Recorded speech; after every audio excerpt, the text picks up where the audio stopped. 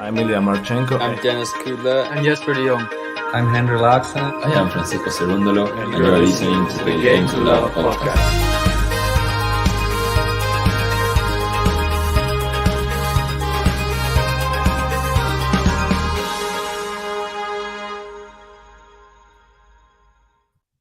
Welcome back, tennis fans. This is the review of the ATP in 2022.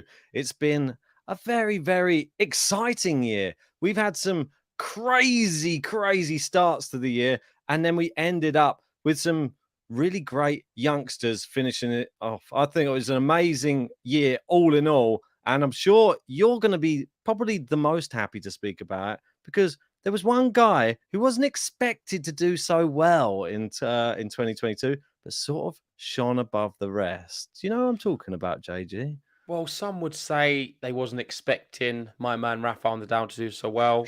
Others would say that they predicted it. I mean, I did have some predictions in there for Rafael Nadal to win. There was times I doubted him. There was times I was stood shoulder to shoulder with Rafael Nadal, supporting him all the way. But this video is going to be the 2022 ATP review. We're going all the way from January through to December.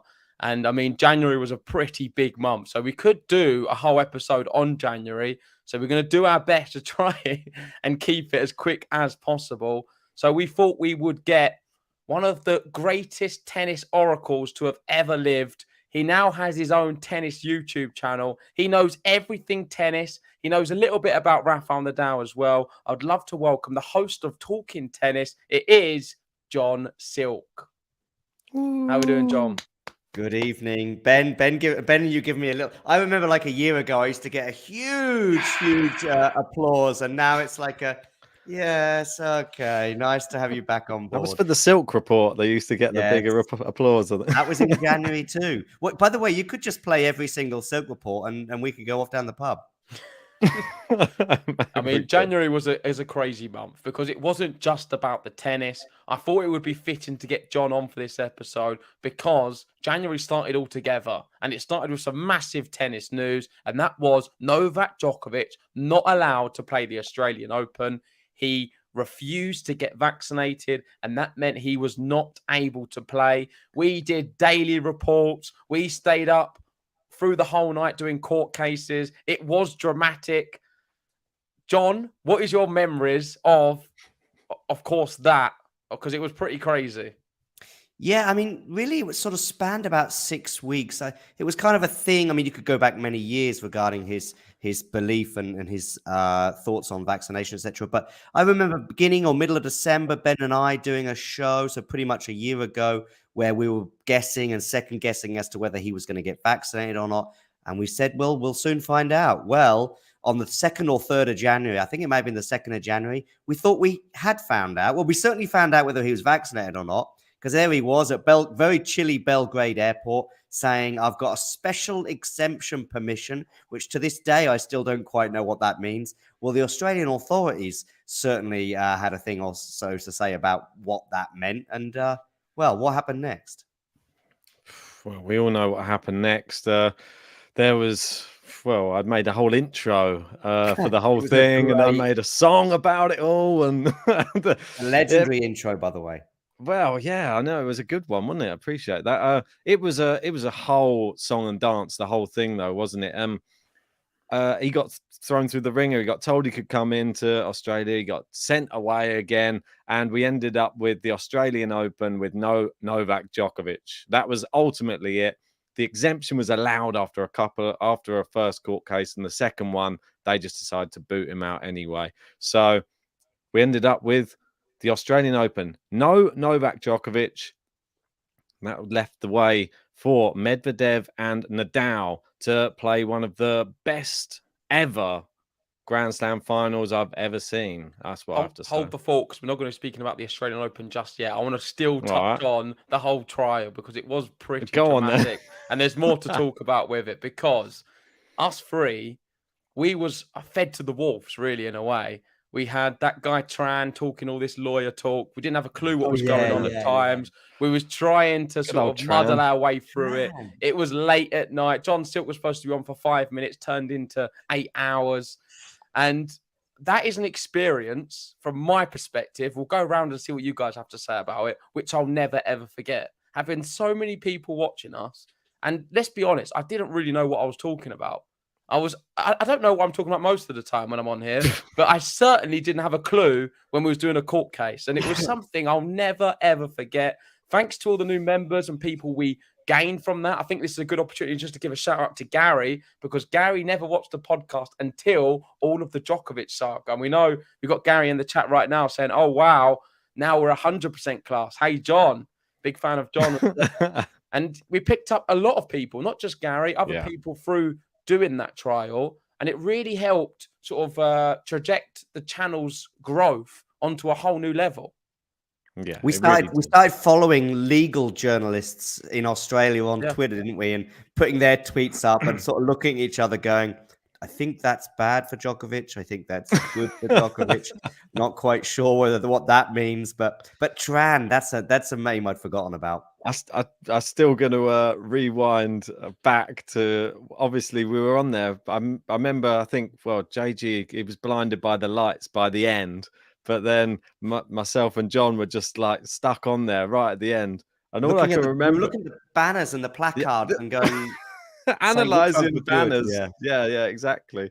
But I remember we were on there for a full, I think it was nearly 9 hours. And right at the end, they came to the decision. I didn't even know it ended. That's how delirious and how tired I was. I didn't even know the whole thing finished. Go back and watch it if you want to see the end, because it's the most anticlimactic like 9 hour stream. Well, we've got Ali Patonian saying the best part was JG and Ben and all of us not even understanding the verdict until it was broken down on Twitter.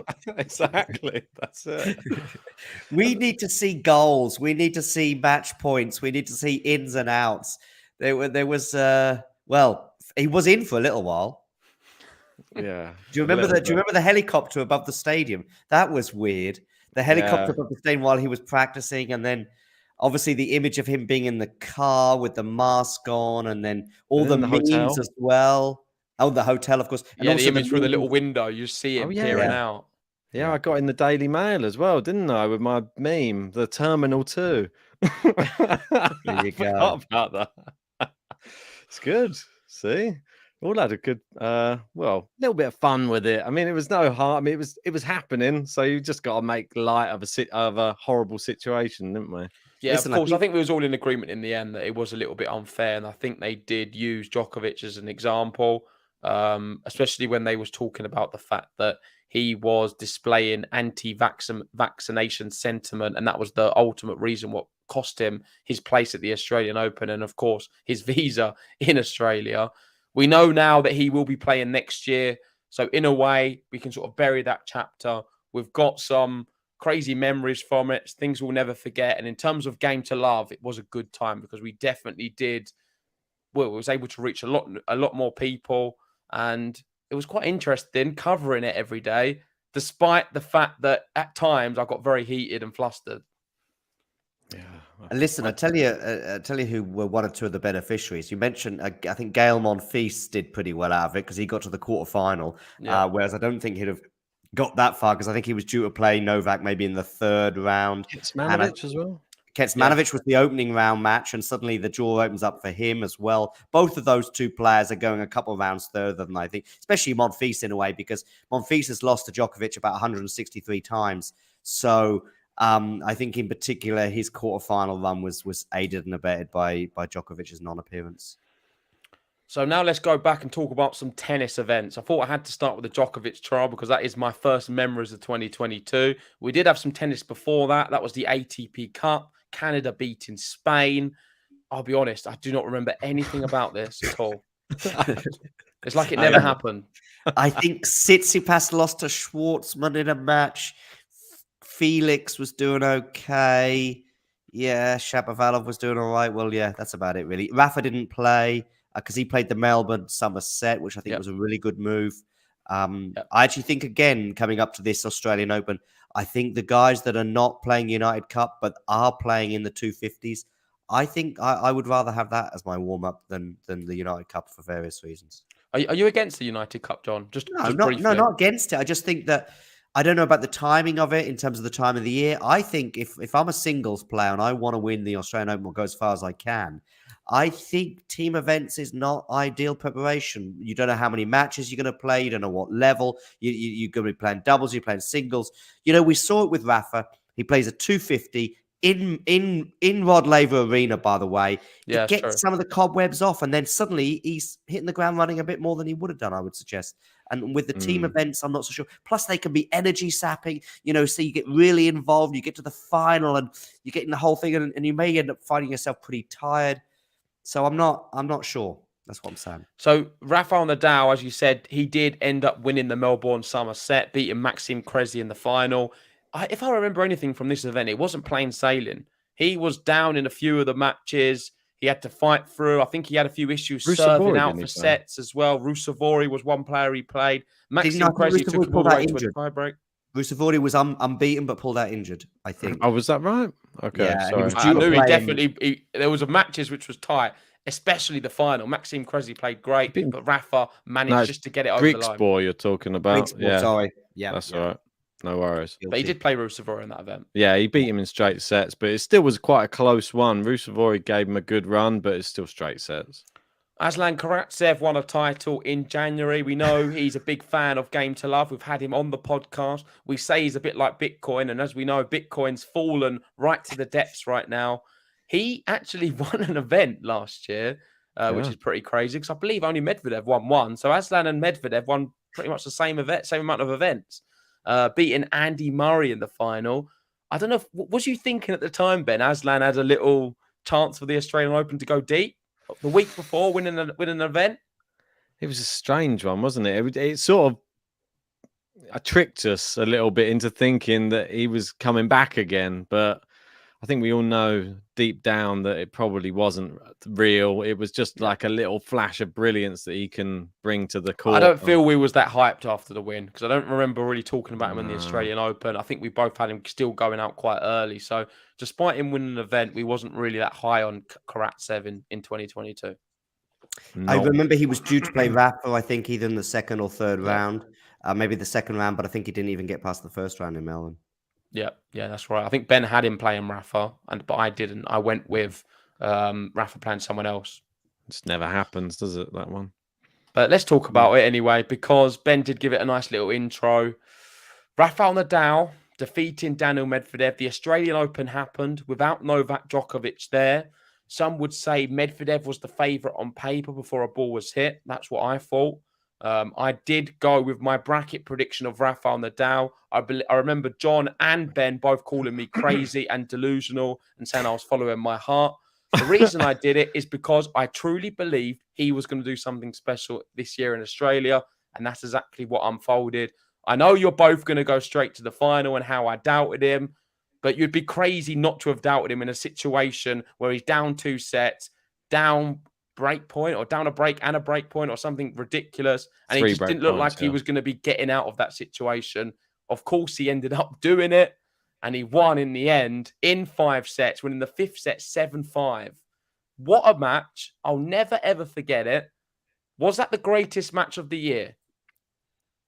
Ben, go first. I mean, for me, it has to be. I mean, it's just the gravity of that match and what it meant for Rafa, not only in the Grand Slam race. He obviously made it to 21, the first male in the Open era to ever do that, to get to number 21, to do it in his worst Grand Slam, to do it after coming back from what some thought was possibly going to be a career-ending injury. We didn't even know if he was going to be even at the races at all. I didn't think he was going.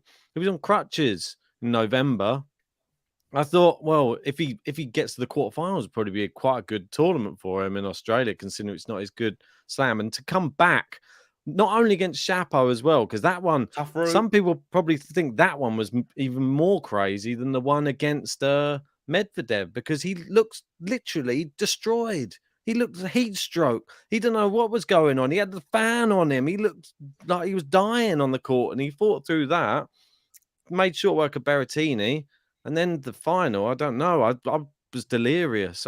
It made me cry, mate. I didn't know what was going on. I didn't think it was possible for sport to do that. to you. It's not even somebody who I'm the biggest fan of, Rafael Nadal, but I just appreciate the gravity of the thing that he achieved from such a horrible position of being that injured. And I just thought, like, if you're able to do that, you deserve like all the plaudits.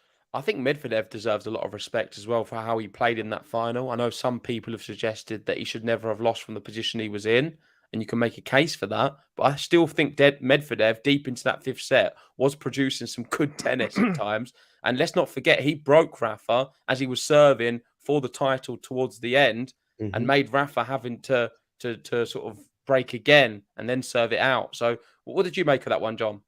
Yeah, I think it is there as the match of the year.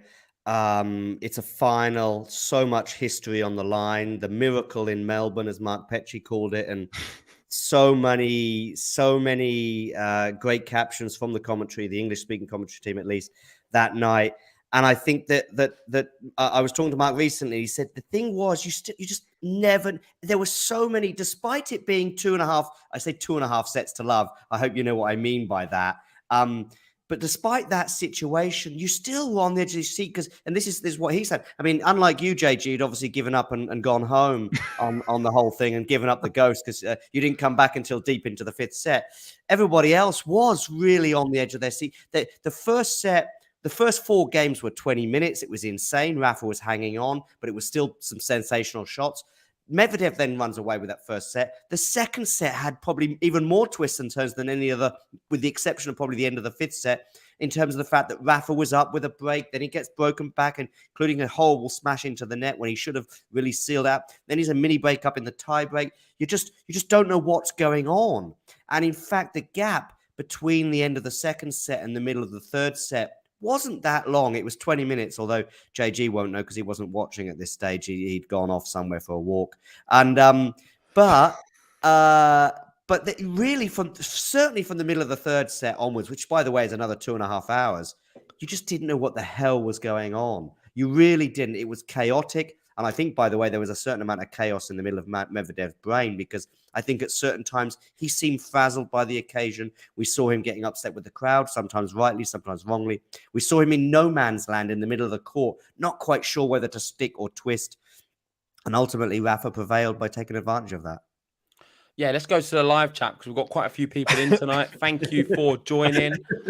We've almost got as many people in the live chat as subscribers for Talking Tennis, which is great to have. So thanks for joining, everyone. And got Gary in saying Rafa match had to be match of the year, followed by Alcaraz Sinner in New York. Rafa fans never went so low and so high in one night. It was dramatic, certainly was, and John was right. I mean, there was times in that one I was feeling a bit under the weather. I did throw up during the match, but I did come back for the fifth set. I didn't have much faith that he could come back. I know there was a quote-unquote me calling Ben delusional to suggest that Rafa can come back into it. I did not see it coming. I put my hands up. From that moment on, though, I've definitely looked with Rafa in a different way in terms of you need to never, ever write him off in a situation to come back. Despite that, towards the back end of the year, the way he looked, we will get onto it. I've reverted back again because I'm starting to see signs of him getting very old, very quick, and I'm a bit concerned. But let's move on because we're going to save that for when we get to it. Just briefly, in Australia, I know we're not going to be doing doubles, but I think it's important to talk about Nick Kyrgios and Kokkinakis, King K, as Ben likes to call them, or King Cock. I think that's his favourite terminology. Winning the doubles, Kyrgios' first Grand Slam, and then we know what happened after that because he went on to have a really good year. Yeah, he really did. I think that set him up well, and that's why I think he's going to have a good 2023. He's just announced, isn't he? He's going to be playing the French Open for the first time in a while as well. So he's definitely focused now, and I think that was the catalyst to start his fantastic 2022. So next, I want to move into February. There was a few other events, but I'm going to skip past them because I'm cautious of time. And I want to start with Rotterdam, and that was Felix beating Stefanos Tsitsipas, and it was quite a historic win for Felix. Yeah, it was. I mean, he'd lost, I think, 7 or 8 finals in a row. And it Yeah. was sort of becoming a bit of a thing. Felix just can't win a final. This year, by the way, he's won 4 out of 5. So he's really turned the corner. I actually watched this match as well at the beginning of February. And listen, Felix has had, I would say, a pretty good year. Probably Wimbledon maybe being a bit of a disappointment for him, but we'll come to that later. Yeah, he's made progress. He's gone up the rankings. He made the ATP Tour finals. And this being maybe the big moment for him in his year in terms of getting over the line with a title. I think you've understated it, John. I think it's been an outstanding year for Felix. And then when you look Yeah. at other players like Medvedev, Tsitsipas, of course, unfortunately for Zverev, he was injured. He was right up there above all of them. I think there's not many players who had a better year than Felix. You could make a case of maybe Djokovic, Nadal towards the end, they did their magic. But Felix was outstanding. And that's why a lot of people really fancy him next year to go far. But quickly on this one, this is another ATP 500 loss for Stefanos Tsitsipas. I think he went on to lose another one as well. Never to win at ATP 500. What did you make of Steph in this event, Ben? If you can remember anything to do with it. And what's going wrong with him in the 500s? That's a real good question because he seems to be better in the Masters than he does. He's obviously got a couple of Masters. He's got a couple of Monte Carlos, isn't he, to his name? But the 500s, I'm not sure what's going on with him. He just seems he comes up against like a younger, hungrier like fighter in these finals, I think. And he always falls down. I think he fell down to Rublev in Hamburg. That was another one that he lost. That was on clay as well. It was more surprising from a winning position as well. Wasn't it Holger Rune as well? He lost to recently as well. Was that another 500, I think, in Stockholm? 50, yeah, I think. I think that's 250. Was that 250? But still another final loss as well. I'm not sure what's going on with the mental, but this is why we always have him in number 5 in our predictions, because we always think he's good to a point, but he's just not quite good enough to get it over the line all the time. We even included the coaching, remember, this year. We were allowed to have coaching on court for the second half of the year. Didn't seem to help. So I'm not sure. I want to go back to Felix quickly, though, just because I know you dished me Tsitsipas. I know that I don't want to be like the Felix hater. Everyone's going to be like, whoa, stop jumping on Felix, having a great year. He did win. Oh, you are a bit of a Felix hater. You're very critical every time you speak about him. So, well, I just want to be a realist, JG. That's the thing. So I'm sort of looking at him in the same light I'd look at somebody like an Andrei Rublev or maybe even like Yannick Sinner as well, possibly. All their titles seem to be coming on indoor hardcourt. He won 4 titles. They're all on indoor hardcourt. So when he starts winning titles outdoors, then maybe he'll start getting on my radar a bit. But unfortunately, it's like, is this just a one-trick pony? You can win everything on one surface only. And then when the Grand Slams come around, none of them are on indoor hardcourt. Well, unless you close the roofs. But I don't know. It's just one of those things for me. Felix, he needs to do something big in 2023 in one of these other tournaments. And then he's on my radar. bit like you, really, isn't it? On the clay. We know you love the clay courts of Zagreb. So good. So good. So talking about the clay, someone who does get it over the line quite often is Casper Ruud. I think he's someone who's also had an outstanding season, got to a few Grand Slam finals, which is no one really saw coming. And he is great in the 250s. He can win an event, especially on the clay, but he's shown as well that he can play on all the surfaces. I thought he was quite impressive at the ATP finals towards the end of the year as well. He beat Diego Schwartzman here at the Diego Schwartzman Open in Buenos Aires. I think that's, of course, something very difficult to do. And just moving away from that, I want to talk about Dallas, because this event here, I think this was the one where we saw the crazy tie break. Is that right, Ben? Was that the Isner Opelka 24-22? I feel like it might have been. I'll have a quick check if you don't mind. I don't know if John can remember that. I remember it, but I don't know if historic tiebreak. Yeah, it was this year, 13th of February.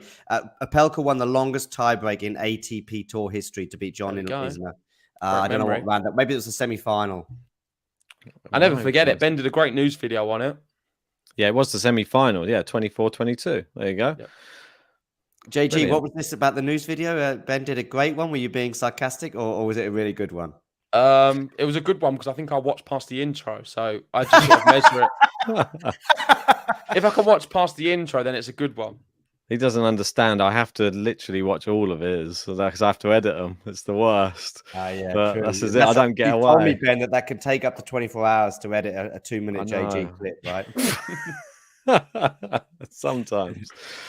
Anyway, Do you want to talk about this match, Ben?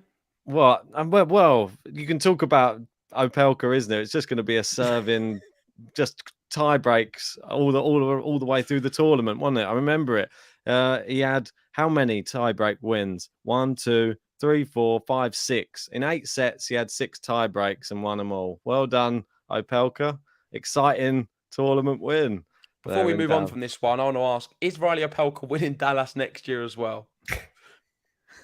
Yeah, depends on who's there. Of course he is. I think Atlanta, John Isner, Dallas, Riley Opelka. Just tick it off now. It's done. Yeah. You were eager for Roland Garros as well. So let's move on to Valentine's Day, and we had Carlos Alcaraz on the clay in Brazil, also beating Diego Schwartzman. It's a shame for Schwartzman. I forget he lost both finals. And if I remember this one correctly, this was the one where Alcaraz had to play multiple matches on the same day. He did it in Barcelona, definitely. I know that. Or was that Barcelona? Maybe I'm getting mistaken with Barcelona. He had to play 2 matches in the same day for sure. There was rain on the Saturday. Yeah, maybe I'm getting mixed up, but I remember. No, he did. Fanini and Schwartzman on the same day. Okay. There you go. Okay, so he did play 2 matches on the same day. Cheers, Ben. And this was a great match. It really was. All I remember from it is just the Alcaraz level and how Schwartzman had no chance at all. We did do a live watch along, me and you, for this one. And Alcaraz was just simply sublime. And it was the moment where we started to then really realise, we kind of knew last year as well, but this was for me a factor because it was this year. It was happening against Diego Schwartzman. Schwartzman wasn't playing that bad, but Alcaraz just blitzed him. And it just showed that, okay, now I'm going to be one of the top players. And when I say top players, I'm now the top 5 players in the world. ATP 500, wasn't it? It was first one, John. Yeah. And in winning that, of course, he did something that Tsitsipas still hasn't done. And he's done it, Exactly. He's done it at the beginning of his career, if you like. Listen, I also think with Alcaraz, I think he had a good Australian Open. I think the first 2 rounds he looked great. I think he was a bit unlucky against Berrettini, going to a 5th set tiebreak, I think it was. Maybe he was the better player that day. But anyway, listen, that can happen. But from this moment onwards, this tournament onwards, probably all the way through until the defeat to Zverev at Roland Garros, which is a pretty lengthy period. We're talking about 4 or 5 months here. He was just sensational. Yeah. And the other thing, when he wins a set, he wins the match. If it goes to 3, Carlos Alcaraz will win the match for sure. And he was just showing that in abundance, especially at Madrid, which we're going to speak about soon. So just briefly on this one, Andrei Rublev, he did the double in Marseille, winning the singles and the doubles. That was pretty impressive. We had Cam Norrie winning in Delray Beach. We know Cam Norrie loves playing in the US, and he showed that against Riley Opelka in 2 tie breaks as well, which was pretty cool.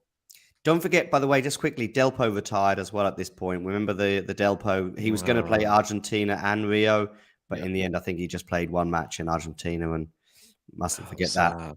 Yeah, I mean, I'm glad you mentioned that because it was a very sad moment. I think he played. Hated that match. Who is it? The other Argentine. Del Bonis, who had the weird serve, and he was just drop shotting him at all occasions. And everyone was like, "Stop drop shotting him! It's not fair." And we made a song. It was just very emotional. Just seeing him crying before he was serving. Del Potro will always live on as a legend. I'll never forget him. He's a big reason why I got involved in tennis, and it was definitely sad to see him retire, but I think that it was the right time as well. Everyone kind of saw it was coming to an end, and I'm glad he was able to do it on his terms on a tennis court. Indeed. Not much to say about Qatar. No. We had the World Cup there. I think that sort of... Is that with Djokovic when he made a return in Qatar? Was that Dubai? Where he came back? That was Dubai. So he come back in Dubai. Let's talk about that one because I don't have much to say about Qatar apart from Basaksehir losing in the final to Agut. Djokovic came back in Dubai and lost to Yuri Vesely, I believe. Yeah. I think he beat Khachanov and then lost to Yuri Vesely, if my memory is correct. Vesely got all the way to the final. He looked in inspired form. And then I think that's the last time we saw him, really, the 21st of February, because since then he's just been playing in the challengers, doing what Yuri Vesely does best. It is crazy, though. I think he's got a favourable head-to-head against Djokovic. I think, 2-love. yeah, the last time he played him before that, he beat him as well. So very strange. And it's an interesting one, because if Vesely can get into the seeding positions and get Djokovic in a slam, do you reckon he can beat it? No. It's tough, isn't it, to say? But I wouldn't have thought so, especially if it's not if it's at Wimbledon or something like that. I don't see that happening for Vesely, but never say never in the tennis world. Keep going. The Australian Open champion, the greatest player to ever play the sport, Rafael Nadal, was back in action in Mexico for playing the Acapulco event, the Mexican Open, and he beat Cam Norrie in the final 6-4, 6-4. Over to you, John, on this one. Yeah, I watched most of this tournament, certainly Rafa's run. I actually think his level was even higher than Australia. He crushed Medvedev as well in the semi-final. That was never in doubt, unlike, of course, in Australia. And I think even in the previous round, I think he forget who he played, but he won 6-1, 1 set. And I just thought his level was actually even higher than it was in Australia, and arguably maybe as high as it was to get, because Tommy Paul. Was it Tommy Paul? Was it? Okay, that's interesting. Because he bageled him, was it? Okay, there you go. Because obviously he went on to lose Tommy Paul much later in the year. I just thought his level was insane. Cam Norrie, the two lefties there, it's a pretty good matchup for Rafa, I think. Tends to always come out on top there. And yeah, and then of course we'll get to Indian Wells in a minute, but maybe this was sort of, I mean, we had the French Open and, the match against Djokovic in particular, where I think there were moments in that match where he probably reached another peak. But this period of the year, of course, Rafa was unbeaten for the first 15 matches, I think it was. Yep. 3 tournaments in a row he won to start the year. And then obviously the next tournament, which I'm sure we're going to get onto, was Indian Wells. And that was where he suffered his first defeat in the final, wasn't it? But we'll get to that in Well, let's go there now. Just quickly, Feliciano Lopez, he won the doubles in Mexico. Probably his last ever title, I would suspect. We did have Davis Cup, just some qualifying stuff. Let's skip past that. And into March, like Ben was saying, the big one. I was actually, I believe, on holiday at the time, but I remember watching it because we had Rafael Nadal against Alcaraz in the semi-final. Incredible. And there was the wind. There was the windy conditions. Nadal carrying a bit of an injury, but yet he still managed to get through him. And at that point, you're just thinking, it's going to be number 4. I really didn't think Taylor Fritz was going to take him in that final. I was very confident going into it. The only thing was, I was a bit worried about this injury, what was appearing. And I knew Fritz was a good server, and he was playing very well all week as well. And Fritz turned up in that final. Both injured, though, weren't they? Both were injured, yeah. Fritz looking worse than Nadal in the fact that I think in the morning he was limping. But actually, when it came to the match, it was clear. And I very rarely see Rafa. Well, no, you often see him looking down and disappointed. But at the end of the match, I think he obviously knew something about the next few weeks for him, because we didn't see him on a tennis court for about 5 or 6 weeks. He missed Barcelona, he missed Monte Carlo, came back in Madrid, but was really a long way off it, I would suggest. And this was the beginning of what turned out to be a very disruptive season for Rafa.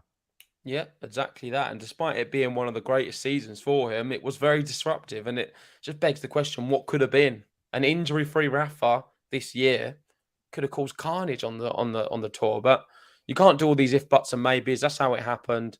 So we've got to just accept the cards we were dealt. Looking at Miami, of course, Carlos Alcaraz beat Casper Ruud, and this was showing how Casper Ruud was now able to transfer his clay court skills onto other surfaces. Thought he played a fantastic event. Come close against Alcaraz as well, but Carlos showed that fighting spirit to come back and win that match after I thought was a very crushing defeat to Rafa, because for me that felt like the big brother syndrome of looking up to Rafa and struggling to beat him when he had all the tools to do so. There was an injured Rafa. He had an opportunity to do it. I think the wind definitely played with his head a little bit, but he just bounced back and thought, you know what, I'm going to go back now and win Miami. And that's exactly what he did. Yeah, it was impressive. I thought the way that he won that tournament, like that match against Rafa was just like bizarre though. I don't think you could really, it was like him trying to overcome the conditions and sort of his idol at the same time. And you noticed when the wind died down, he actually started to play better. And I think when the wind was up, Rafa sort of played better. And it was a real interesting match though to watch, because when the conditions are changing that rapidly and you're seeing that each player plays that much better in one type of condition, it really affected the match. But like you said, bounce back, won his first ever Masters. You got to give some credit, I think, as well to Taylor Fritz. So he won his first ever Masters as well, and he finished, well, his top ever. He's 9th in the world to finish the year. So he had a fantastic year after that. So well and done with to him Wimbledon too. points, Taylor Fritz would have done a lot better. People often forget to mention Yeah. that too. Francisco Cerundolo, just a shout out to him. He got all the way to the semi-finals in Miami. A guy we had on the podcast, and he actually had a really good year. Someone who announced himself on all of the surfaces, which was great. We had Houston, Riley Opelka, John Isner, another classic, another tie break to settle it. It's always going to be the way. What was this event? Do you remember this one in Marrakesh? Goffin beating Molchan? No memory, sorry. No, Sorry, doesn't really ring a David. bell. I remember that one. Maybe I'm just a weirdo, but I really, really remember that match. I thought Molchan played excellent, and I thought he was going to win, and I got that one wrong. But it was a good match. Goffin actually had some good moments in the year. Of course, the big one being against Rafa, where I thought he should have beaten him and just couldn't get it over the line. Great tie break, though, in that match. I think it went quite deep. Mm-hmm. Monte Carlo now. This is obviously Rafa's stomping ground. He wasn't able to play, as John said. We saw him off the tour for about 5-6 weeks after that loss to Taylor Fritz in the Indian Wells. What do you remember about this one? Of course, my memory is how many times Davidovich Fokina fell over en route to the final, but how amazing he was as well, that event. Yeah, I mean, he beat Djokovic, didn't he, in the opening round for Novak. Novak was sort of in this period of still feeling his way back onto the tour, so to speak. But Davidovich Fokina was entertaining throughout and was worthy of his place in the final. I do think that Tsitsipas's year, this puts a slightly better spin on it. I have high expectations of Stefanos because he's just an amazing tennis player. In pure talent alone, he's in the top 5, which means I expect him to be getting to slam semi-finals and finals and maybe even more. I also think he was done a favor at this tournament. Alcaraz went out early. Djokovic, by the way, was like I say, in a very different shape to what he would become in Rome, and then obviously latterly in Paris. Rafa, of course, was injured. That tournament was there for Stefanos to win. He did it. Well done. But also, when we'll get to the French Open shortly, there was also a big opportunity for him to get to at least the final in Paris, and he didn't come even close to that. I think all of these brackets, I predicted the same final, which was Schwartzman versus Alcaraz, and it just never happened. But Alcaraz did end up winning Barcelona, so I got that one right, kind of. We've got David in saying Tsitsipas underrated comeback versus Schwartzman in the semis. The diving volley gave me chills. Yeah. That was a good shot. I remember that one on Tennis TV. They posted it a few times. But like I did mention, the Barcelona one. This was the one where he played the shot behind him against someone. I'm not sure who that was. Might have been in the semi-finals. It was in the semi-final against whoever he played. He did the crazy shot, but I think Alex de Minaur did this weird shot and just managed to keep it alive. And then he played Buster a few hours later and ended up winning the whole thing. And it was comfortable as well. Oh, yeah, easy. It was just outstanding. It just showed this showed another side to him altogether. And it was his physicality of someone so young as Carlos Alcaraz. He was so strong, physically so strong to be able to do that and bounce back and play again and win again. Well, remember as well, that match was pretty much 4 hours against de Minaur, and then he went on after that and played Buster and just made light work of him, destroyed him in straight sets. It was nothing short of incredible. I thought, wow, I mean, surely Buster actually looked pretty good, like coming into that match, and I thought, well, surely Buster's going to be fresh and give him a real good match. No, that's what I think everybody realized then. Oh, he's actually the real deal. I know we've seen him in Miami. Now we've seen him on the clay doing it at this level. I mean, that shot against De Minaur, I mean, I don't know. There's not even words for it. I don't even, he just keeps on making up new things to amaze you on the court, and he's still so young. It's brilliant. I can't wait to see next year. What other tricks has he got in his locker? Anyway, move on to the next one. So the next one was the Djokovic Open now in Belgrade. And I remember covering this one. I think I was covering it on my own. I'm not sure where you was, Ben. But the third set was ridiculous. Rublev just tore him apart. Djokovic run out of steam. I think it was just tiredness. That's all I remember from it. Djokovic looked so tired. And everyone was talking about how, I think even Gary was saying in the chat, is Djokovic getting a bit old and he's a bit worried about him and all of this stuff. But then I felt that it was a little bit more Djokovic maybe coming into this one not in the greatest of form. Of course, he's not had any runs prior because he went out early in Monte Carlo, went out early in Dubai, didn't play many events at the start of the year. So he was coming in a little bit cold, and Rublev was a lot warmer and just seemed to be the younger player on that day. But we know what Djokovic is like. He can go 5-6 hours with ease.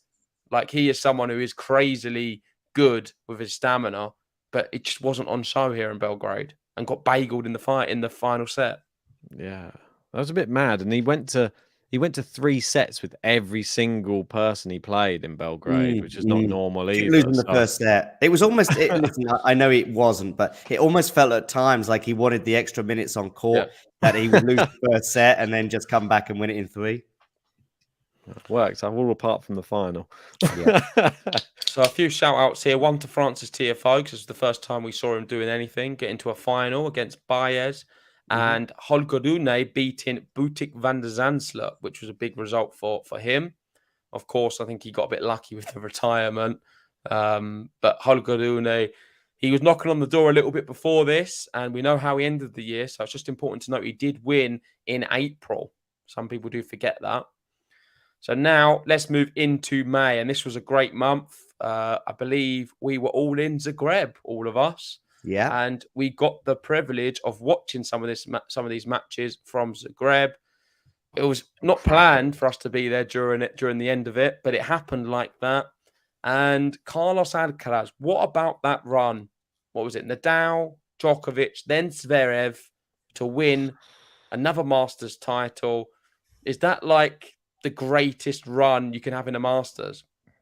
I mean, this year, that run, and particularly the match against Djokovic, has to be a highlight or a noteworthy thing. I mean, we obviously, Rafa, winning his 21st and then 22nd slams, and then Djokovic, the way he ended the year as well, all noteworthy things. But Alcaraz's run, like I say, from say February through to June, and probably reaching a peak as we're talking right now with beating Novak in particular, I thought the level he achieved and the level both players were at, because now Novak, this is a much better player from Novak than we'd seen in a couple of weeks earlier in Serbia, and certainly a few weeks before that in Monte Carlo. We now got 2 guys that I cannot wait to see on a tennis court again next year. Yeah, shout out to Liam as well, because I remember he covered Alcaraz Djokovic, and we saw a lot of screaming and a lot of crazy reactions on that one. No, it was brilliant. I know that we were talking in sort of the same light about Holger Rune at the end of the year, saying like the fact that those two have had such incredible like Masters runs of who they've beaten, and the fact that Alcaraz did that early in the year, and then Holger Rune did his amazing Paris run at the end of the year. It's incredible.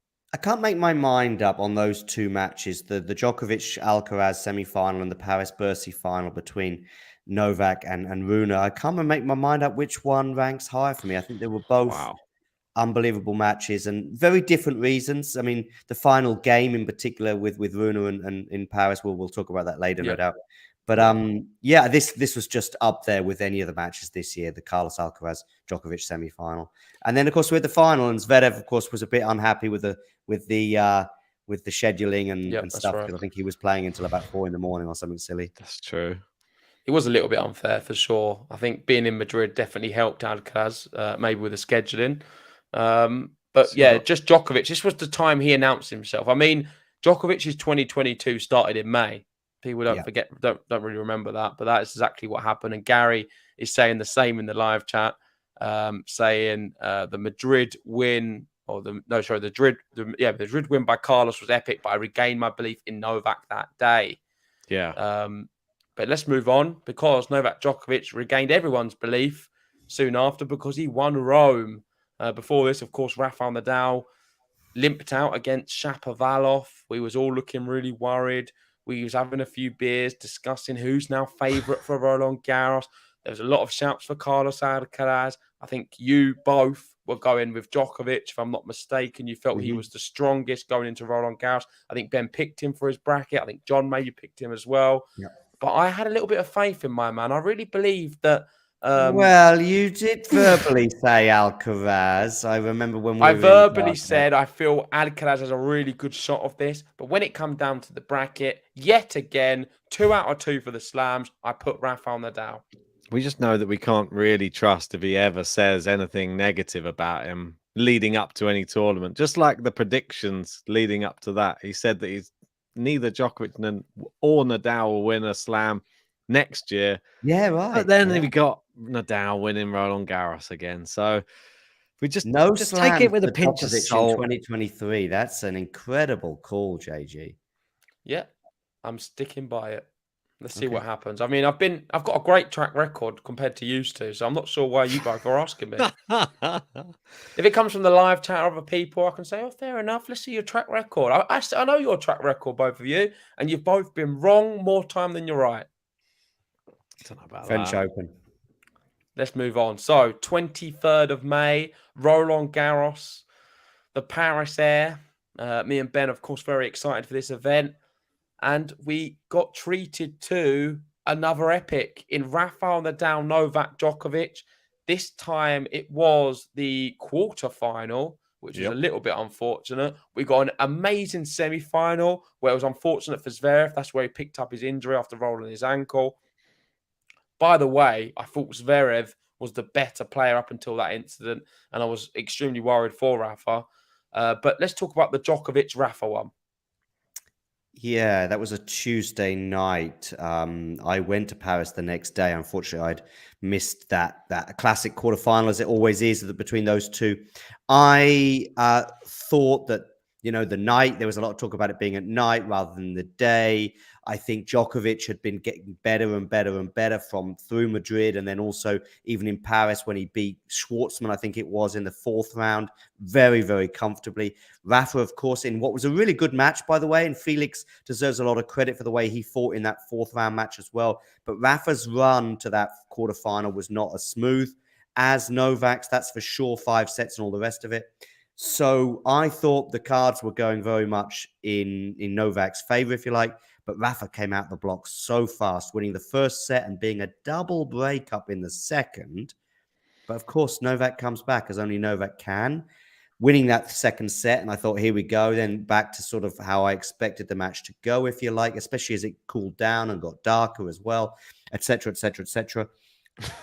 But a point in the 4th set. So Rafa then wins the 3rd set, which kind of came from nowhere. I do think the level dropped a bit in that 3rd set. But in the 4th set, despite Novak being a break-up, I must say that's when I realized, hang on a second, even though Novak's a break-up here, I think Rafa's got this. And I think Rafa thinks he's got this. And I think Rafa's team thinks he's got this. I saw there was none of this.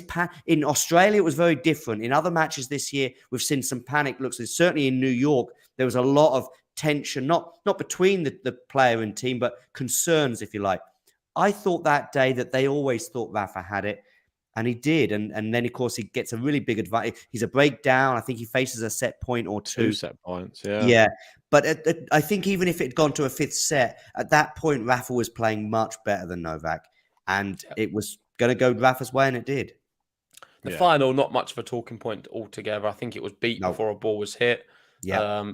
No disrespect to Casper Ruud, but he was just looking in awe at Rafa and just didn't have any answers whatsoever. It wasn't much of a competitive match, but as a Rafa fan, I didn't really care. I think we speak more about that tournament. We're less even about Djokovic and more probably about Zverev. I think he just went up in everyone's estimations with that match against Alcaraz. Rafa. Yeah, the game. Well, he obviously avenged defeat. He lost to Alcaraz in Madrid, and then he gets to play him again at the French Open in the quarterfinals, and just did the number on him. He looked fantastic in the tournament.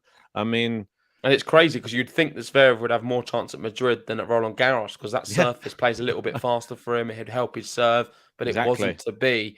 Just quickly as well on this one regarding Game to Love, Ben. Of course, we had all the drama, unable to stream the start of the Rafael Nadal Djokovic match. We started on Twitch. I think it's important to mention that. And we ended with the channel back. And the reason for it was there was no reason. That's what happens sometimes. John, you might have to get used to it. Sometimes it happens. Yeah. Hopefully, fingers crossed, it doesn't happen to any of us. That was brutal. I don't ever want to go through that type of thing again. I don't like being at the mercy of I don't know, YouTube, I guess. But unfortunately, that's what happens sometimes. So let's move on into June. And I want to speak about Tim van Rijthoven quickly because he was relatively unknown, played on the Challenger circuit, beat everyone really here on the grass, and even beat Daniel Medvedev in the final. He was just class. He was really, really good. I think did he beat Felix as well? I think it was Felix and Medvedev on grass, which was ridiculous. Just mad. And everyone was starting to think, Tim van Rijthoven, dark horse maybe for Wimbledon. We've got Berrettini, another one who could do well. Berrettini then went on and won Stuttgart, beating Andy Murray. We had in Hala, Hubie Hurkacz, no Roger Federer there, of course. And Daniel Medvedev got all the way to the final there as well. So everything was sort of brewing. We know Hurkacz was able to beat Federer at Wimbledon the year before, bageling him. So a few of the grass court players were coming right at the right time for Wimbledon. Yeah. We was all excited for it. Berrettini then won Queens again. Taylor Fritz was playing great on the grass as well, winning Eastbourne with Maxime Cressy in the final. Yep. A bit of a weird one. Tsitsipas winning Mallorca. I didn't really see that one coming, but it happened.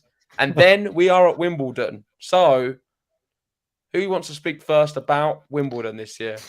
Wow. I mean, it was a different Wimbledon to what we're used to. Obviously, we were there. We were with players. We were getting to actually interview some players at this year's Wimbledon, speak to some of them after some of the epic matches that we just watched.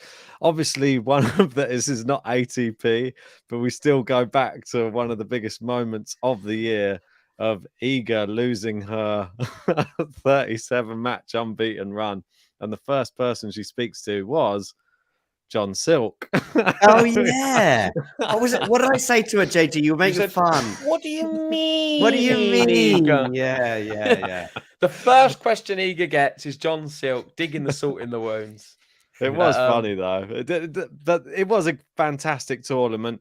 And we did have some real good standout players who we didn't expect as well. Obviously, the match of the tournament, I think everybody would probably agree, was probably Djokovic, Sinner. I thought, well, for me, that was the one that stood out. Tsitsipas, Kyrgios, I think it's difficult to not remember. It's not for the wrong reasons, though, for me. That's for the wrong reasons. Like, I think you might say Fritz, Nadal, but Sinner Alcaraz was pretty good as well. That was it was a bit more one-sided. We were watching that live. It was a good match. Yeah. My problem with the Sinner Djokovic match is I don't think either player was playing amazingly. Sinner obviously was leading 2-0 at one point, but there was no point that match was in any doubt for me. From the minute the third set began with Djokovic breaking, that was it. Yeah, so for me, compared to say the Nadal Fritz match, there were so many twists and turns. The first 4 games of that match, I think Nadal was now purring. He'd seen him a bit shaky early on in the tournament. The first 4 or 5 games, he was at an insane level. And I thought, actually, if he keeps this up, he's playing Taylor Fritz, who's a challenger. He's a quarterfinal, and he's wiping the floor with him. But unfortunately, of course, that's when he incurred the injury with the abdominal thing, or at least exacerbated what was already there. You're watching the whole match for that one, weren't you? Yeah, I was. Yeah. And then Taylor Fritz goes on and wins the next 2 sets. So it's 2-1 against a limping Nadal. But even at various points in the 5th set, there were so many breaks of serve. Nadal was up at one point, looked like he was going to end up being in a position to serve it out. Then he wasn't. It then goes to a deciding set tiebreak, and I think it's about 10-5 or 10-6 in that time. But there were so many twists and turns that, for me, at Wimbledon at least, that match would be above the Djokovic-Sinner match. Yeah, I think Djokovic as well needs a mention because he was just outstanding. We kind of expected him to win. I think most people had him before a ball was hit as a prediction to win Wimbledon. It was a certainty. I think me and Ben both in a unanimous decision. We thought it was going to happen with Djokovic. It did happen. Wasn't expecting Kyrgios to do so well, and I think that was a real surprise story. And him getting all the way to a Grand Slam final. He of course, won a Grand Slam in Australia in the doubles. I think that gave him a lot of confidence to actually have that desire and fight to go on and win a Grand Slam again. And I really enjoyed the whole journey of Kyrgios. I thought he was great. Of course, there's a lot of drama and sometimes a bit too much. That Tsitsipas match, I think, crossed the line in terms of respect. But seeing Djokovic in person, just what an athlete. I think this, for me, was something I'll never forget. I've got so much admiration for Djokovic in terms of an athlete and the way he sort of looks after his body and the way he can play. Just watching him hit the ball so effortless in person. Returning. It's just everything, really. He is the complete tennis player. And I've not really got... You can do a whole podcast. We've done plenty of podcasts just on Djokovic. He's a real talent and just someone who, just for me, showed another dynamic at this event yet again. Well, like Gary's saying here, Novak undefeated on centre court since 2013. That's insane. Yeah. And, well, we did get to see him on there. And We saw a master. It's like a master at his trade. Literally wasn't it? I mean, you see how fast Van Rijthoven was serving at him, and you just thought, oh, well, once he's worked it out, it just suddenly becomes easy for Djokovic. I don't know how. They're so fast, those serves coming down, like bombs coming down. And he just goes, oh, I just know where you're going to put it now. And then it's suddenly the onboard computer works and he gets it all back and they go just in on side the baseline. Every time they land literally on the baseline. So the opponent can't even just step in and put away a second ball. You're there. You're in defense mode nearly almost. And he takes over. Djokovic at Wimbledon is like Ben on a tennis podcast. It just comes so naturally to them. And that's it. I think it's just beautiful really to see. But do you have any other comments about Wimbledon, John? No, not really. I think that there was just a sense of really when Djokovic wins it rather than if. Yeah. Next one I want to speak about is Hamburg with Lorenzo Musetti defeating Carlos Alcaraz in the final. A final which isn't spoken about much. These two have been neck and neck for a few years. They're coming through the Challenger circuit together. Musetti, let's not forget, was a little bit above Alcaraz at the start, and he was doing some great things when Alcaraz wasn't. Of course, Alcaraz has eclipsed all of that. I just find it amazing that Musetti was able to get a number over on him. I think we're going to see some really good matches between these two next year. A bit like the Alcaraz-Sinner rivalry. Maybe we can see some classics between these two. I thought you were going to say a bit like the Ben and John rivalry on the court. That's another good one, especially on the clay. Hopefully it's slightly better rallies. But you did have a good tie break, didn't you, once? Yeah, I think I was 5-2 up in one set, and he came back and won maybe 7-5 or 7-6, something like that. It was a bit the level of tennis. I think has a lot to be desired. I think, John. I don't think we're Musetti, Alcaraz level. Not yet. What I want to ask you is, which one are you more like, John? If you have to compare your game, are you more of a Musetti or an Alcaraz? Alcaraz, so dynamic. Well, apparently I've got the same racket as Musetti, but that's about it. That's as close as it gets to the comparison. Nothing more. Right, let's keep going down. Casper Ruud, 250 time. Yeah, I'll take that one. Beating Berrettini in the final. Alex de Minaur won Atlanta. So John Isner didn't win it this year, which is a bit of a surprise. Kyrgios winning another title in the doubles. They were a great doubles pairing this year. Yeah. And expect them to do great things. And then another big match with Sinner Alcaraz. And Sinner seemed to have Alcaraz's number a little bit, which I find fascinating. And Sinner was able to win in Croatia, where, of course, it's important to note that was Carlos Alcaraz's first title in Umag. Yeah, he seemed to have his number. I agree. Did, yeah. And that was making it like, obviously at Wimbledon, he defeated him as well. And I think he was starting, obviously we're going to come to the big US Open one in a couple of tournaments' time, but it just seemed he is starting to have his number, or it's becoming so even. I thought that was the main takeaway for Sinner this year. I've said it a few times already, is he's actually looking much more competitive against the bigger players. I thought before he used to just get run over, but taking 2 sets from Djokovic, running Alcaraz really close in that 5-setter, like beating Alcaraz a few times. That for me is like signs of improvement. He didn't have to win so many tournaments. He only won 1 title in 2022. I don't think that matters. I feel that just playing big on the big stage is more important. I think he did that. I know that he's got a bit of frailty with all these injuries and he's a little bit frail. He's still young. He's still got, I think, his best years ahead. Maybe in like 2 or 3 years, we could see him on the Grand Slam pedestal. I've got him winning the US Open in 2023. So I don't know. Maybe I'm crazy. Moving on to August. Oh, sorry, John. Did you want to say something? Yeah, I know it just had an effect on me. Those 2 matches going into the US Open, I was just thinking maybe Sinner's going to prevail, but we'll come to that in a second. Moving into August now, and Nick Kyrgios, some more dominance from him. He won Washington and won the doubles with another pairing this time with Jack Sock. They're good together, those two. I mean, he can play with Sock or Kokkinakis, both his friends. Sock or Cock. Loves the ox, eh? But yeah, how did you assess Kyrgios' year, John? Yeah, I think 1 or 2 players benefited from Berrettini's sudden absence at Wimbledon. I remember Garin was supposed to play him, and on the morning of the match, Berrettini pulls out through COVID. Next thing you know, Garin's in the quarterfinals.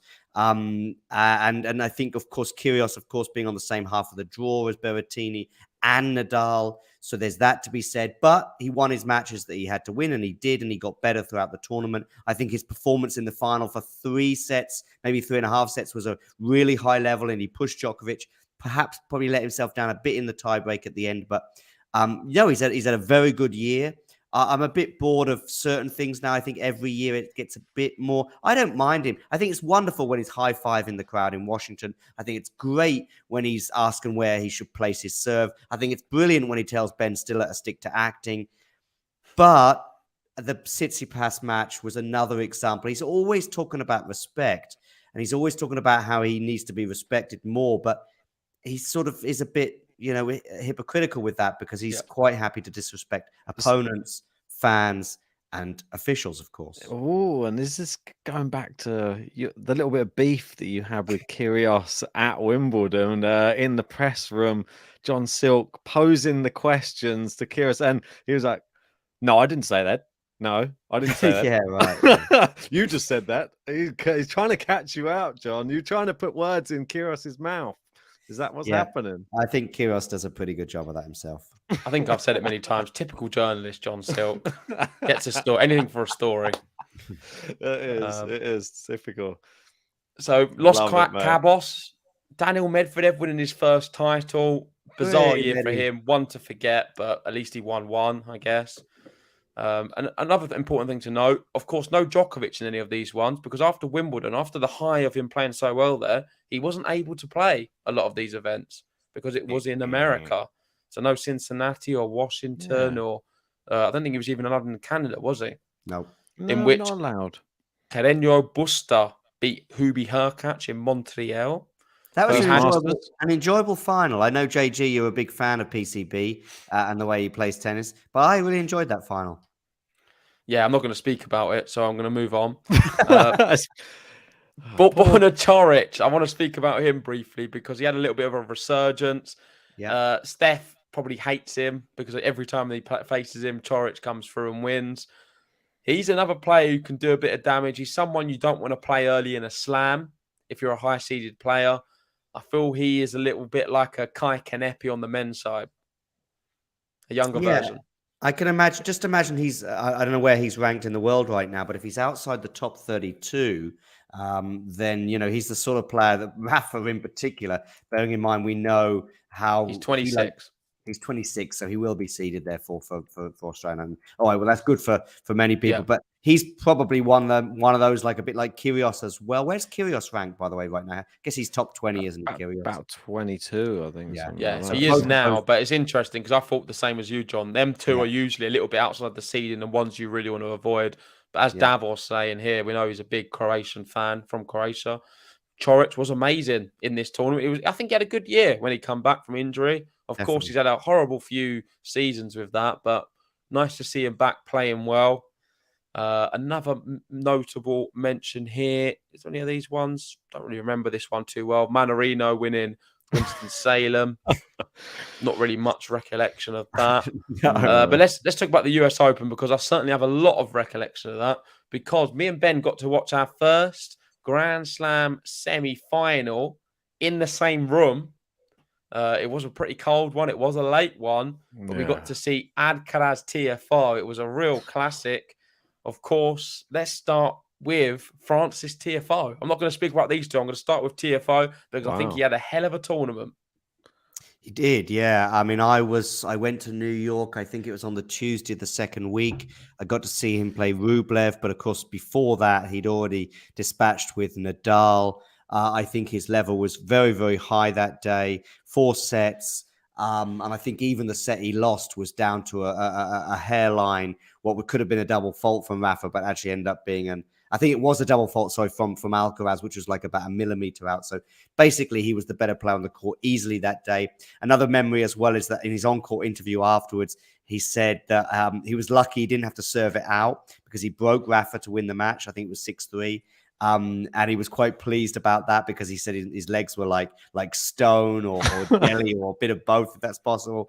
And he was a real character in the way he beat Rublev as well. In fact, Rublev, he was just the better player. And then, of course, he comes up against Alcaraz in the semi-final. But I guess you also want to speak about Alcaraz and Sinner. Well, yeah, definitely. That was a match what a lot of people were saying at the start of the video was their match of the year. Alcaraz, Sinner, 2 young guns. I thought the level was just outstanding. Shout out to Megan. She did a great job on the commentary of that one. Bit disappointing we missed it. I think the timing was really difficult for us. But yeah, that was definitely in the discussion for one of the greatest matches of the year. Both players outstanding. Over to you, Ben. Yeah, I mean, absolutely crazy. I just want to quickly go back because I know that we just touched on TFO and we were touching on Rublev as well. I mean, for me, super disappointment for Andrei Rublev. A chance to make Grand Slam semi-final, and for me, just not good enough again. That was his opportunity. Like, he could have potentially... I think he just come up against a really good Francis TFO. Yeah, I think he did, but I just feel like it's just typical Rublev. I feel like if you're going to be that player who's going to get to that next level, you need to beat those players. Mate, TFO had just beaten Rafael Nadal. Yeah, but I don't think it means anything. If Rublev was in good form, and another thing to mention about that is you really wound me up in that event, Ben. I'm going to call you out now because during that match of TFO versus Nadal, you continuously were saying on the stream with David at the time, was speaking about how, oh yeah, it'll be all right. Rafa's going to be coming back. Yeah, it's fine. The match was going by, and if Rafa was always going to win. I think you had what happened in Australia, and you've run with it. You've just gone with that. What happened in Australia? Just because he won from an impossible position there, this wasn't even an impossible position. He was in the match, but TFO was playing better and had his number. And you just kept saying, "Yeah, don't worry, Rafa's coming back. He's winning this set." And then he lost that set, and I was like, "Oh, don't worry, he'll win this next one." He lost that one as well. Then lost the match. It was frustrating to listen to. I was banging my head against the train window, trying to put messages in the chat. I was watching the other match on my other phone, and it was just infuriating. Why did you do that on that stream? I'll never forgive you for it. Sometimes when you're just a big fan of someone, you always have the belief that they can just always come back. No, but it was like blasé. It was like cockiness. It was like arrogance. That he's going to do it. Sometimes you've seen so much. He's won 2 Grand Slams already this year. I mean, he's obviously got to the semi-finals pretty much of Wimbledon as well. I mean, didn't play it, but still, I mean, there's nothing that could stop him at that point. Surely he's just going to go on. There's no Djokovic again. He's just going to go and win the US Open. It just felt like one of those years. Rafa's going to win it all. We've got David in saying, "Sorry, JG, I was trying not to write Rafa off." That's fine. And it wasn't really David. It was Ben being just complete. David was saying things, and Ben's like, "No, it'll be fine. He'll be winning this match, no doubt." I don't think I said it that nonchalant. I probably was. It was very nonchalant. 5 beers deep. Nonchalant. Oh my goodness me! You guys have really wrapped up the thing since I left this podcast. Nonchalant. Well, we're trying to expand. We've got a few competitors now on YouTube. We have to up the vocab a little bit.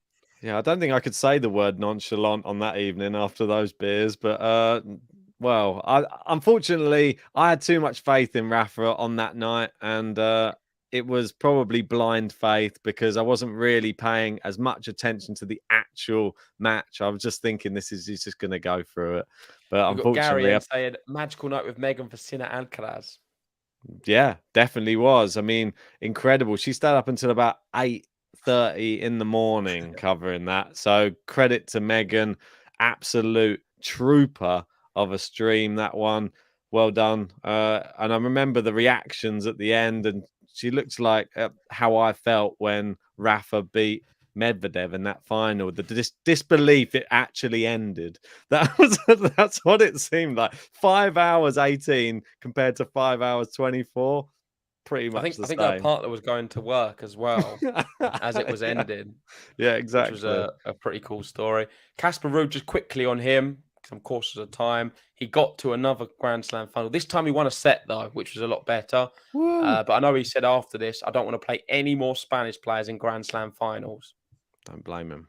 I think he's going to get another. If he gets another Slam final, I have a feeling there's going to be a Spanish player waiting, though. Well, Hopefully it's Buster. So September was the month of Roger Federer. Let's be honest, he dominated the whole month and beyond. It was just all about the farewell of Roger. It come as, was it a little bit of a surprise at the time? It just sort of happened. I thought he was going to be playing. Was it the one in Switzerland, Basel? I thought he was going to end there. And I also, after Wimbledon, when he come on the court and the ceremony, was speaking about how he hopes to be back next year. He gave me a lot of hope. I was a little bit shocked that this was just going to be the end of him, if I remember back. But it was, and it was emotional. First image comes to mind, him and Rafa just crying, sobbing on the chair. What did you make of it, John? Yeah, it was an incredible sort of whirlwind of 7 days from the minute he made the announcement to that Friday night at the Laver Cup. I'm like you though, JG. I even go back, say, to the Wimbledon moment when he comes out to the crowd, the John McEnroe going Roger Federer, and the adulation he got that day, and then him also saying, "Listen, I hope to be back next year." And I think at that point he genuinely did, because I've heard him speak since. Like, what's the timeline on this? And he starts by saying from Wimbledon, he'd had another setback. So actually that day at Wimbledon, he genuinely did hope, not necessarily saying he would be back a year later, but he hoped he would be. That hope was still there and it was still strong. But that hope just basically disappeared in the coming days and weeks after that, when basically he just was taken. And even now, he was in with the doctor about 10 days ago in London again, because he can't even do exhibitions right now. That will happen, I'm sure, in the future, but we might have to wait another 6 months or so for that to happen, because even right now, he can't move around the court as comfortably as he'd like. Yeah, that was Ben, Laver Cup, Roger Federer, Francis TFO, go. Oh, God. Francis TFO trying to make the headlines again, trying to take out Roger Federer during his last ever match. I thought, why are you trying to take his head off for? Like, this is just... Oh, yeah. Like, give the guy a break. He tried to literally decapitate Federer at the net. And I just thought, like, you made him lose his last match, for starters. You've tried to take his head off. I don't know. TFO, there was no prisoners. And maybe he's just having one of those years. He's having a good year and he just thought, this is what it's going to be remembered for. It's going to be a bit of me as well in Roger's end to his career. And I don't know. It was a very sad affair, but I don't think it mattered whether he won or lost that last match anyway. It was just about him and Rafa together and just being with the whole of the team. Yeah, no, but being the whole of the European team as well. Him coaching as well was quite interesting. Or no, was it Djokovic coaching him and Nadal was the nicest thing in the doubles, like being in between both of them, an arm on each shoulder and saying, like, I'm spotting some holes in the other team. And that was quite a nice one. You can savor that till the end of days. The big three together, all as one. Talking of holes, what a hole Roger Federer found as well with that shot. I don't know if you remember it. There was like a little gap. I do, yeah. It was a crazy one, and that is my big memory as well, also of the Laver Cup, and of course Roger Federer's last match. Moving on, we had Sonego beating Bublik in Metz at the Marseille Open. Nakashima beat Giron at Santiago. I know you was quite hot on Nakashima that event, Ben. Yeah. Djokovic happy. come back and beat Marin Cilic at Tel Aviv in Israel. Easy for him, wasn't it? Yeah, it was just a complete dominance from Djokovic, and he was just in that mode yet again where it didn't look like anyone was going to beat him. One strange result was in Sofia. I never saw Huesler winning that. I don't think we spoke about it enough on the podcast. Huesler, someone we've had on the podcast, we spoke to him. Oh, have you? He beat Holger Rune in the final. I really didn't think it was going to happen.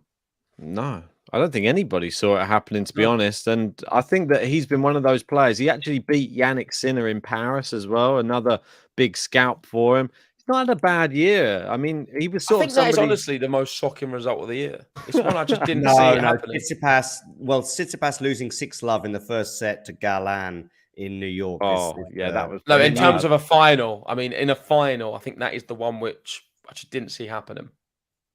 He beat Musetti as well in the semi-final as well. So Van Rijthoven, he just beat Felix before, so you kind of thought, this could be tight. Well, Huesler beat Carreño Busta, and he beat Musetti and Holger Rune in that same tournament. So not bad. Yeah, pretty good effort. So well done to him. We got in Korea, John's favourite player, Denis Shapovalov. I think he always has him as sort of in the top 10 or winning events and slams. John adores Shapovalov. It might be just his music. I'm not sure. Probably. Chapo's peak is very high. The problem is he just doesn't reach those peaks often enough. You are a big admirer of him, though, aren't you, John? I don't know. I don't know if I've shown that before or whether that's also in your dreams, JG. I think he's a really good player who, as I say, his peaks are very high, but he's just wildly inconsistent. Astana, Djokovic won another event. This is where he was racking them up slowly. This time a 500, beating Tsitsipas. We had Taylor Fritz winning in Tokyo. The tour going back to Asia, which I thought was nice. But of course, still a little bit of a sour taste of what's happened with Peng Shuai. I know you did an episode about that the other day, John. So do you have any updates on that? Not really, other than the fact that the accused has been seen in public, whereas she hasn't been seen out since February. So, yeah, still as you were. On the court during this period as well, I think Felix deserves another honourable mention. 93 service games in a row he won during a real purple patch for the Canadian, which took in, I think, 3 tournament victories. So hats off to Felix at this point. Yeah, I mean, Felix had a great year from start to finish, ended it brilliantly, getting into the tour finals, and where he kind of impressed in times, but it's always difficult to win that with Djokovic in the form he was at. Yeah. Taylor Fritz beat TFO, like I mentioned, in Tokyo. And here we go. Felix actually won another event, this time in Florence. It was a 250, defeating JJ Wolf in the final. And like you said, he was racking them up in the indoor hard courts. It was coming to that time of year where people were saying that he was more of a favourite for the tour finals than Medvedev. I think me and you both agreed on that one as well. Are you and me or Ben and you? Me and you, John. Yeah, no, I had Felix as my second favourite going into the ATP. Yeah, so did I. Yeah. Wow. Moving down here, this is where he won another one, beating Seb Korda in the final. We had Rublev beating Korda in another final as well the week before. So 2 finals for Korda. He didn't have an amazing year, but a little bit injury prone. And we're slowly getting to Holger Rune territory. He beat Tsitsipas in the final of Stockholm. And that was a great match. He had a great event. And he was now starting to be feared by other players on the tour. Yeah, definitely. I think that tournament, he had a couple of really tough matches as well. Like Cam Norrie, we know that he's no slouch. Like if you can get past Cam Norrie when he's on a good day, which I think he was in that Stockholm tournament, and he got through him in 3 sets. And then Dimonor actually turned up in that tournament as well. No one expected it, and he got to the semis. That was a tough match as well. Took it all the way to 3. And then the final was probably more simple than the last 2 rounds. He managed to just somehow just destroy Tsitsipas. I'm not sure what John's trying to... He's doing some sort of promotion there on the... What's that? What's that, John? I'm gonna get this. I got this at the US Open in New York when I was there for the last Grand Slam of the year. Oh, nice. Good that It's you was all there, right, John. isn't it? What's in there? Yeah, what are you Just drinking? water, just water. Gin. I'm still Saturday night has taken a lot out of me when we're watching the England match, etc. Oh no. Yeah, I Let's mean, not don't talk about that. that. I'm still devastated. Napoli, 2 Italians. I mean, it was one of the worst run tournaments with all the problems with the clay. There wasn't the clay. Was it clay? What was it? No, No, it it was on a a hard court, but they had to transfer a load of hard court in at the last minute because I think the original hard court everyone was slipping over, so they shipped it. Well, I say shipped. lumps in it. They transported a load from It was a Florence, new I surface think, altogether. I think at the last moment. Then also there was some sort of power cut in Naples on the day of the final, and for the first 3 or 4 games, we just got to see the Mediterranean Sea, and in the bottom corner we saw Musetti Berrettini the score while just having a look at the ocean. So yeah, it was an interesting tournament. Seppi was missing because they didn't give him a wild card, which is a travesty. Better luck next year, Naples. You've been watching my news video, John, haven't you? You just quoted it word for word. That was word for word my news video. There you go. But yeah, we didn't actually get to watch much of the match because, like I said, the coverage was all over the place. But apparently, Musetti won. It might have been something to do with the mafia. We don't know. We didn't get to watch it, unfortunately. But yeah, I'm really happy for Musetti. I'm a big fan. I like both of the Italians, and having them Italian roots, I really do get behind them. So encouraged to have so many good Italians on the tour who are playing well. Most definitely. That was a straight sets all the way for Musetti in that one as well. So pretty convincing. Oh, apologies. Medvedev didn't win one. He won 2. I forgot he won that one as well. Oh, yeah, of course he did, yeah. But yeah, so that was bad information for me, but he didn't win many anyway. Felix won another one, still keeping that indoor hardcourt record going. He was just looking phenomenal, beating Holger Rune in the final. He was also looking very good this time of year. Daniil Medvedev once beat Shapovalov, of course. We all remember that one. And let's go to Paris because this was a really big moment, one I won't forget too easily because Djokovic is the king of Paris, indoors anyway. Rafa the king outdoors on the clay court. Can't forget that. And what did you make of Paris and more particularly Holger Rune? I thought the tournament was excellent. I was there on the Wednesday, I think it was. I saw Rafa against Tommy Paul, but even before that, I was watching the Frenchman Gilles Simon beat Taylor Fritz, which was great in terms of the way he could at least bow out in his homeland and in a good way, if you like, with a couple of wins. And that win against Fritz was a pretty useful one, especially as we saw how well Fritz was to go on to play at the ATP Tour Finals. Holger Rune, by the way, facing match points, don't forget, in the first round against Wawrinka, actually ended up going on to win the tournament.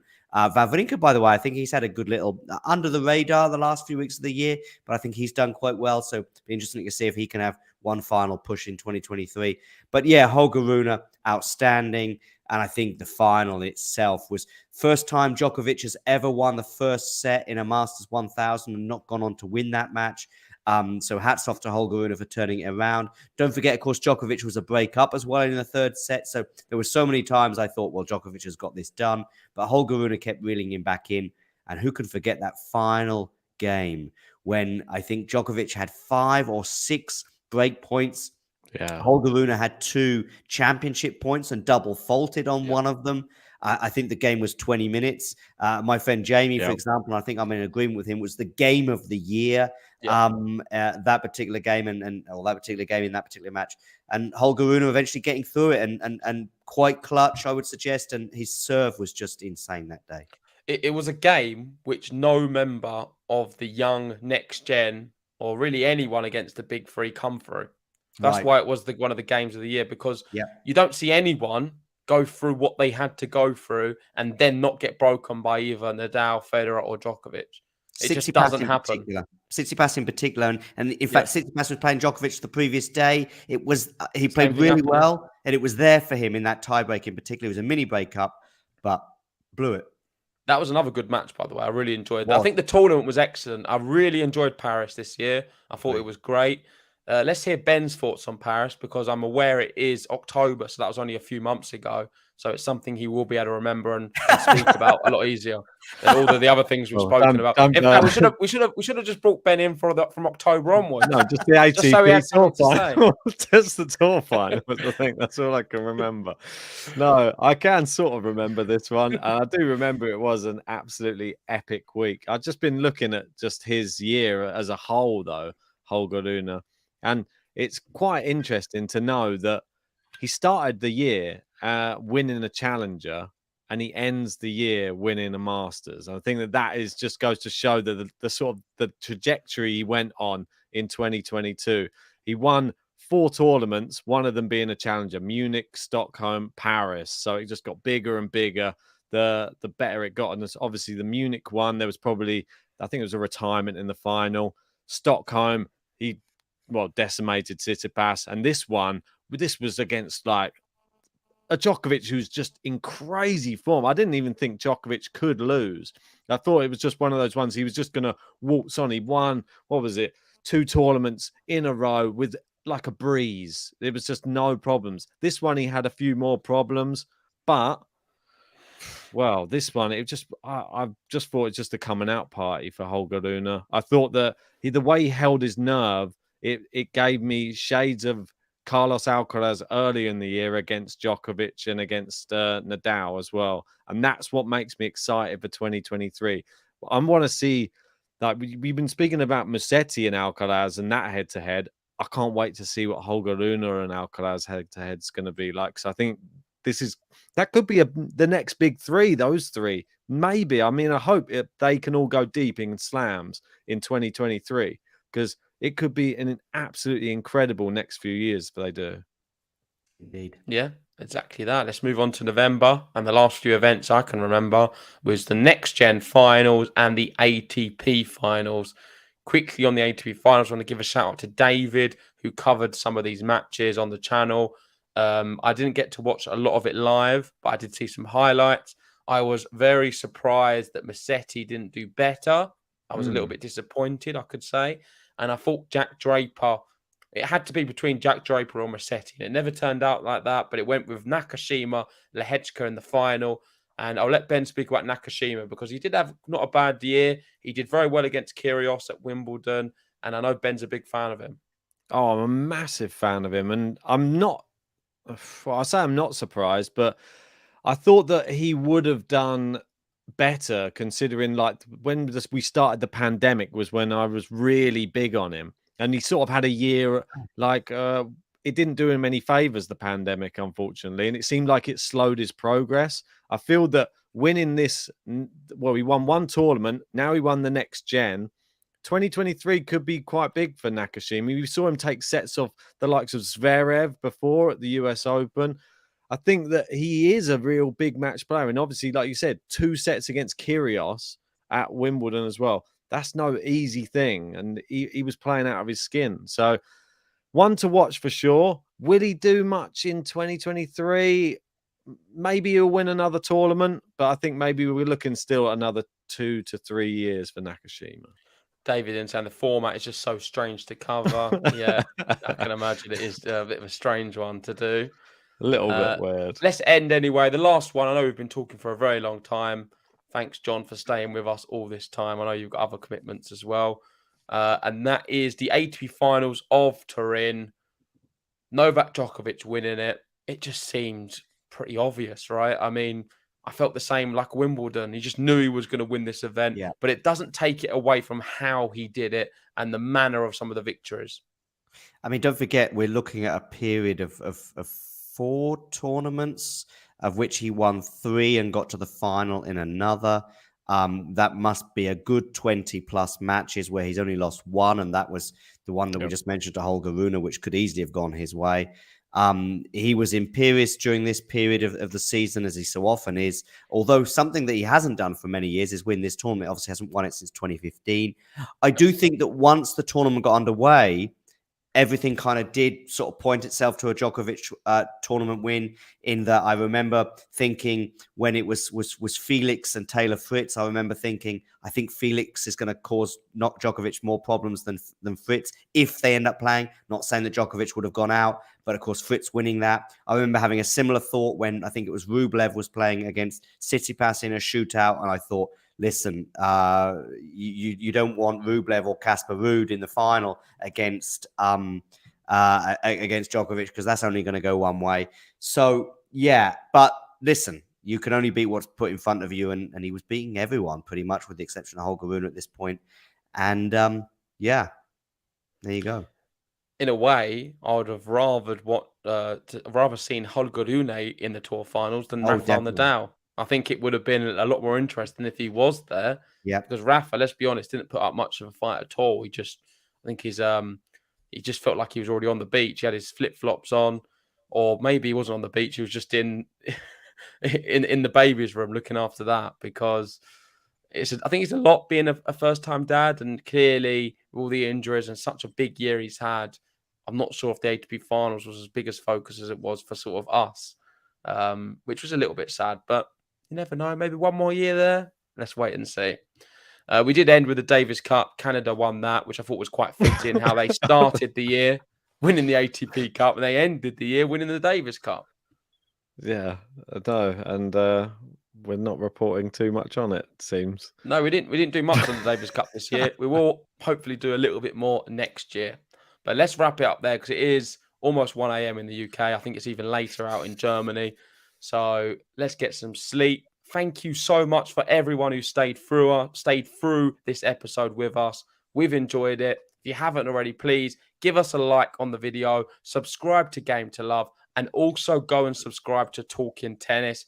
If we can get Talking Tennis over the line of 1,000 subscribers, it would mean the world to John, wouldn't it?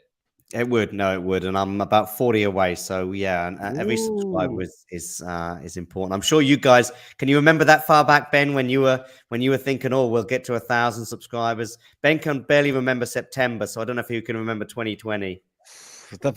I can remember it because I think we were pretty much begging people to subscribe. Yeah. I know exactly what you mean. And then I guess from 1,000 to sort of 100,000, you're sort of whatever. And when you're on 98,000 or whatever, then those feelings will probably return. Well, we got 50 coming up hopefully soon, so we're not far away. Hopefully we can hit that during the Australian Open. I think that's the target.